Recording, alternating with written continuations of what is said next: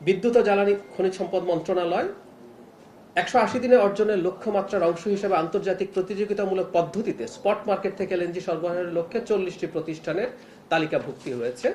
এর মধ্যে আরেকটা বড় সুখবর হচ্ছে স্থলভাগে তেল গ্যাস অনুসন্ধানের জন্য 150 কূপ খননের আওতায় এই পর্যন্ত 29টি কূপ খননের মাধ্যমে 270.8 মিলিয়ন MMCFD গ্যাসের উৎপাদন নিশ্চিত করা হয়েছে।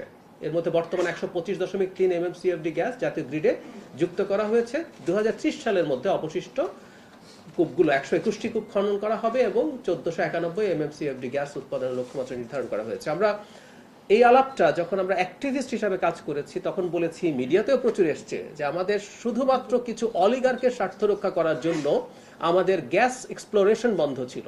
আমাদের স্থলভাগেই যে পরিমাণ সম্ভাব্য মজুদ আছে এটার একটা হিসাব আছে। মোটামুটি বাংলাদেশের 25 বছর এখনো যদি আমরা সব তুলতে পারি 25 বছর চলার মতো গ্যাস আমাদের স্থলভাগেই আছে। তার সাথে আমাদের কিন্তু সমুদ্র সীমা, আমরা সমুদ্র বিজয়ের কথা প্রচুর বলেছি, কিন্তু আমাদের যে অফশোর যে মাইনিং সেটা করি নাই। মিয়ানমার বহু আগে গ্যাস তুলে ফেলেছে, সব তথ্য আমরা জানি। এই সরকার ইনফ্যাক্ট অফশোর মাইনিং এর জন্য চেষ্টা করে যাচ্ছে। সুতরাং এগুলো যদি করা যায় আমাদের জ্বালানি নিশ্চয়তা, জ্বালানি নিরাপত্তা নিশ্চিত করা যাবে। খাদ্য মন্ত্রণালয় দেশের জনগণের জন্য নিরাপদ ও মানসম্মত খাদ্য নিশ্চিত করার লক্ষ্যে সরকার নিরাপদ খাদ্য প্রবিধানমালা 2026 জারি করেছে। এই প্রবিধানমালা অনুযায়ী খাদ্যপণ্য বা খাদ্যোপকরণ উৎপাদন, আমদানি, প্রক্রিয়াকরণ, মজুদ, সরবরাহ ও বিক্রয়ের সঙ্গে সংশ্লিষ্ট সকলকে বাধ্যতামূলকভাবে রেজিস্ট্রেশন নিতে হবে। এবং যা চলছে আপনারা দেখেছেন, এই মন্ত্রণালয় এবং এই অধিদপ্তরের পক্ষ থেকে নিয়মিত মোবাইল কোর্ট পরিচালনা করা হচ্ছে এবং জনগণের স্বার্থের পক্ষে ব্যবস্থা নেওয়া হচ্ছে। খাদ্য মজুদের ক্ষেত্রে আমরা জানিয়েছি মজুদ বাংলাদেশের ইতিহাসে সর্বোচ্চ এবং সেটা বাড়ছে।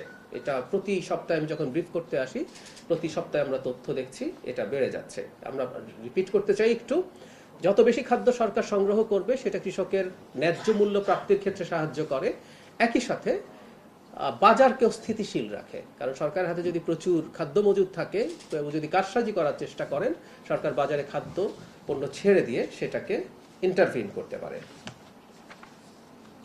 প্রাথমিক ও গণশিক্ষা মন্ত্রণালয় প্রাথমিক শিক্ষা পদক 2026 প্রদান করা হয়েছে। মাননীয় প্রধানমন্ত্রী এটা প্রদান করেছেন। আমরা সবসময় এগুলোকে এনকারেজ করি, কারণ এর মাধ্যমে মানুষের কাজের ইনসেন্টিভ পান এবং মোটিভেশন বৃদ্ধিতে এটা সাহায্য করে। তথ্য সম্প্রচার মন্ত্রণালয় আমাদের মাননীয় মন্ত্রী ব্রিফিং করেছেন, আপনারা দেখেছেন গতকালের আগের দিন।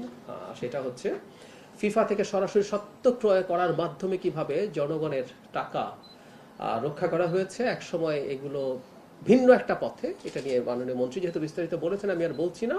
বিকল্প পথে কিছু মানুষের স্বার্থ রক্ষার জন্য, ওই যে একই গ্যাস আপনি যদি এক্সপ্লোর না করেন, এলএনজি ইম্পোর্টের সাথে একটা সিন্ডিকেট আছে, নেক্সাস আছে, তার ব্যবসা হয়, ঠিক একই রকম ঘটনা ঘটতো।